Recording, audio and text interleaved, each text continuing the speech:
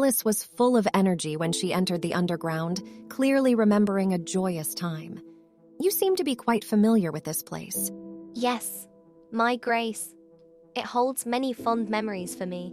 When I was a child, my sisters and I used to play hide and seek here. People used to live in this city. Do you mind if I ask your age? Certainly not. My grace, I recently celebrated my 3,254th year.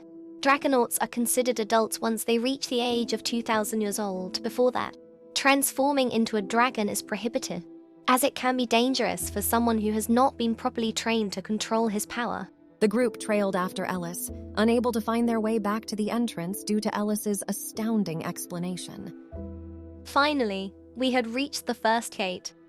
She switched it on, and the ring of light on the teleportation gate began to spin faster and faster, sparkling with a brilliant light. A blurry shape of a building appeared on the other side, signaling that the gate had opened. Let's go to Shambhala. All right, it's quite disturbing. I don't spot a single trace of the city anywhere near here. Wait, let me reveal it to you now.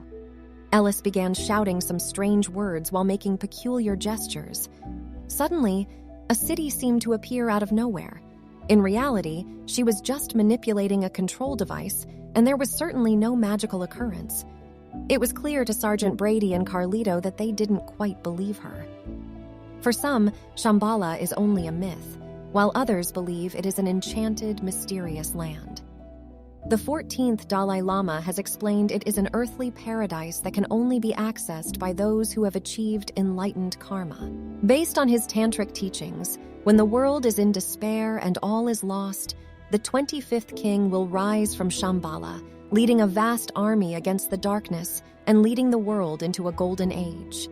The prophecy foretells this ultimate battle will take place in the year 2424 or 2425, which will be the 3,304th year since the passing away of Buddha.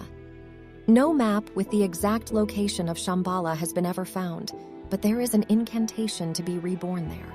It is a fact that between 1925 and 1935, numerous governments dispatched expeditions to Tibet, including those of U.S. President Herbert Hoover and German Chancellor Adolf Hitler. Shambhala was not a legend after all. The group was amazed by this kingdom emerging on the edge of the mountain. We could see two forms of climate. A dome seemed to envelop the surroundings of the city, and one could distinguish fruit trees and green pastures, while outside of the dome it was snowing. The gate was crowded with people who had been anticipating the arrival of their guests. Suddenly, a man stepped forward and addressed the newcomers. A cat-like humanoid stood before us, with green eyes, 4 fingers on each hand. Alistair is a young male haiku. You can see a serious but friendly demeanor from him. "Welcome, Your Grace." Alistair, the regent, greeted them warmly. "It is always an honor to host you, Princess Ellis. Please forgive us for this gathering. Some of us have been preparing since the prophecy of your coming was first written by the Queen.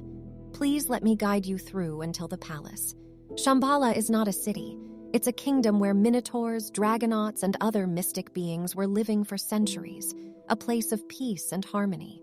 The people inside the city are friendly and welcoming. They seem to have an ancient wisdom that goes beyond our understanding." Carlito couldn't believe his eyes as he looked at the figure before them. It was a talking cat.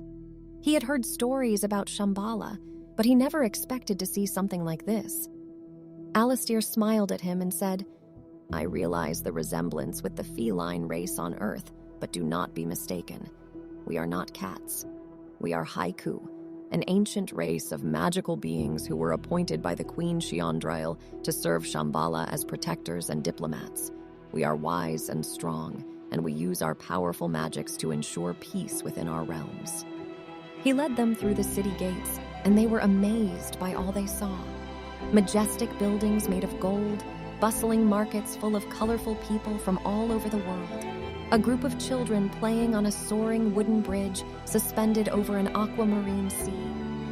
Everywhere they went, there was music and laughter that filled the air with joyous sounds.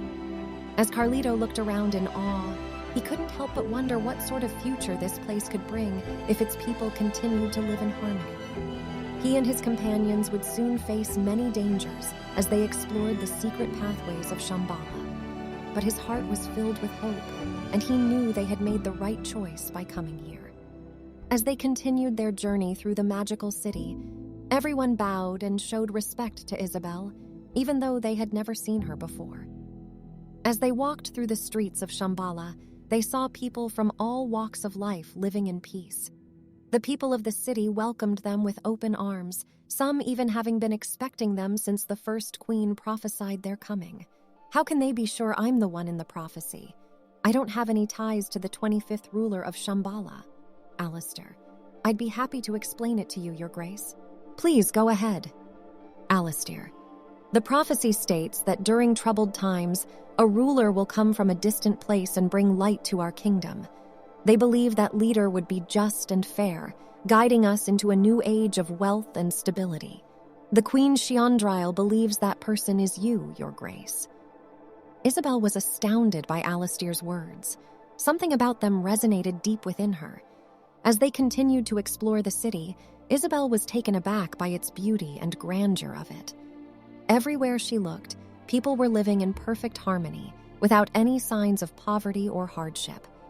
Alistair told them that this was due to the Queen Shiondrile's wise leadership, as she had been ruling for over a century and used her perspective to bring order and peace.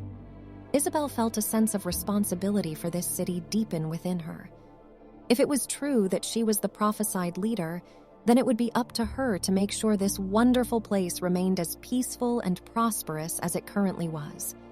She knew that even with powerful magic on their side, things could still go wrong if they weren't careful. But despite her worries, Isabel couldn't help but feel a deep admiration for the citizens of Shambhala. They had managed to create an environment where everyone felt safe and contented, something which seemed impossible on Earth. It was no wonder that so many chose to come here instead of staying in their respective homes. This place really must have been a haven for them all. The legend of the Shambhala Palace said it was constructed by a queen, venerated almost as a goddess, 1,000 years ago. The palace was a majestic sight to behold, situated on a cliff that offered a breathtaking view of the lush valley below. It was as if the scene had been meticulously crafted by the great Master Giotto himself, with every brushstroke and hue of color perfectly placed. The valley was a lush oasis of greenery, dotted with tall trees and rolling hills that stretched out as far as the eye could see. The walls of the palace were made of rose-red brick, each brick having been fired to the color of dried blood. They had weathered the test of time, yet remained well kept, a testament to the craftsmanship of the builders who had constructed them. The walls rose high into the sky, seemingly reaching up to touch the heavens. The palace's roof was made of golden slate tiles that shimmered in the sunlight, casting a warm glow over the entire area. The tiles had been carefully laid out, each one fitting perfectly into place, creating a smooth and seamless surface. As one gazed upon the palace, it seemed to radiate a sense of warmth and comfort, inviting all who beheld it to come and explore its secrets. Surrounding the palace was a beautiful lake, its crystal-clear waters reflecting the colors of the sky above. It was as if 1,000 stars had fallen from the night sky and had settled upon the lake's surface, creating a stunning display of light and color. The group made their way through the streets until they finally reached the palace gates. As Isabel walked inside, she couldn't help but marvel at how peaceful everything seemed. There were gardens full of colorful flowers and birds singing melodiously from atop tall trees. Everything smelled amazing. When the group arrived inside the palace, Isabel felt a deep sense of well-being, as if she was returning home after a long journey. She could move easily with her eyes closed, and that's when she heard a soft voice calling her.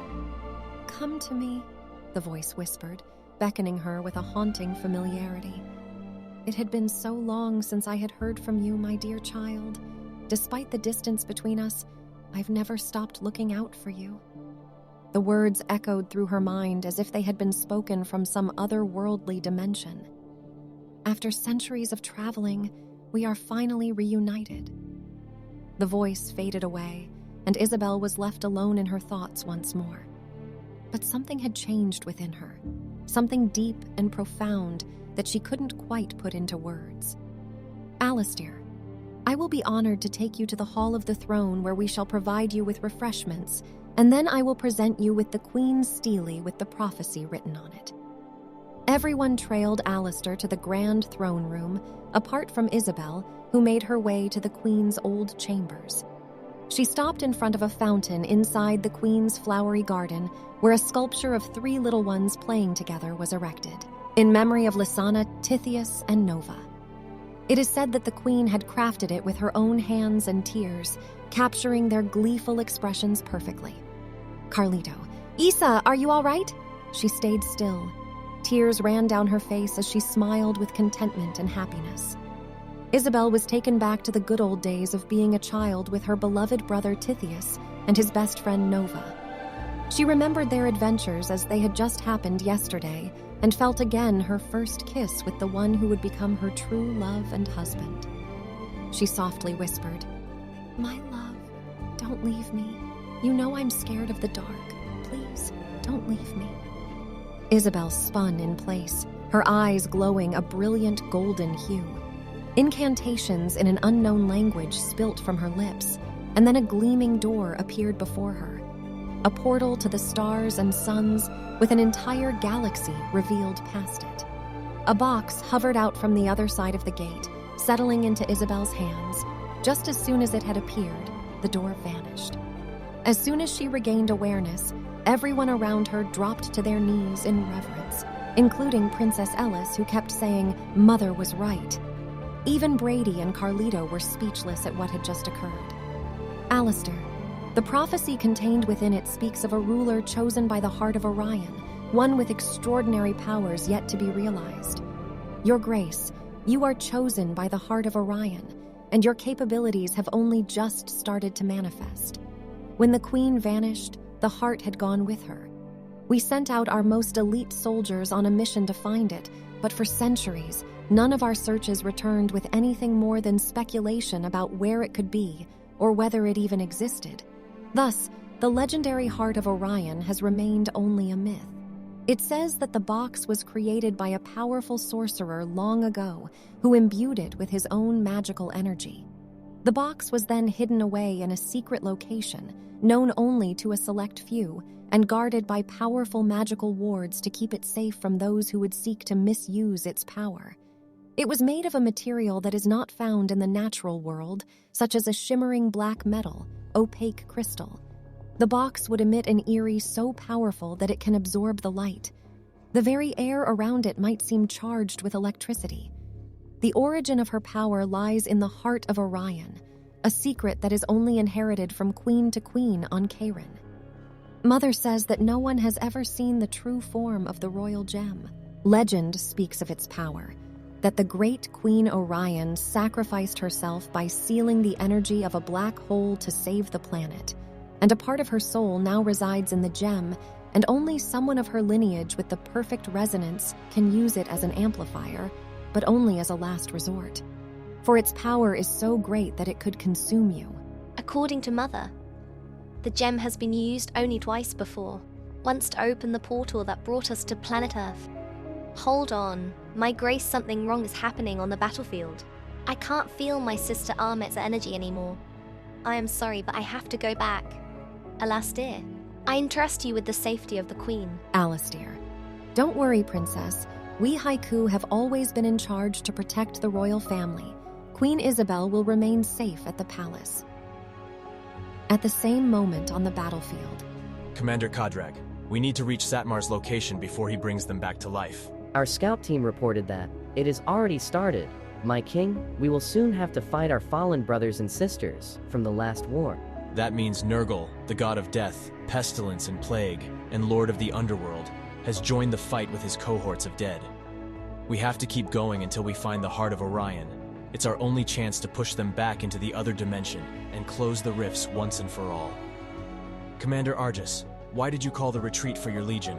My king, Queen Shiandril, she plans to be assimilated, and she will cast the forbidden spell, Nirvana. At my command, all Dragonauts invoke the 5th barrier spell on the gateway to the MU Temple. The path to Shambhala must remain intact. Farewell, my dear queen. It has been an honor to fight alongside you. I have sworn an oath today that I will continue fighting against evil forces, and I promise to lead our people with strength and honor, just as you have done. A titanic blast ripped apart the enemy forces, splitting the mountain in two and leaving a burning crater behind. The shockwaves spread across the continent, reducing all in its wake to ashes and charred corpses.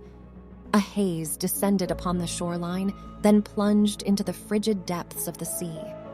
The sacrifice of Queen Xiandril left a terrible void. Due to her longevity and wisdom, many Dragonauts have only ever known one queen. Xiandril has witnessed countless civilizations and worlds. Nothing could suggest that she would have left us on this day. She who had the gift of clairvoyance and foresight. The entire Phoenix Legion was knee down to mourn the loss of their queen, their mother. It was a great chess move. We lost Satmar and his army, but I don't need an army. I am Algos, one of the gods of destruction. Algos took his true demon form, a 30-feet-tall titan, spreading his wings as black as the vision of space and so wide that they could hide the sun itself. Algos flew towards the entrance of the cave, sweeping away everything in his path. All those dying by his hand were also assimilated to join the new army of darkness.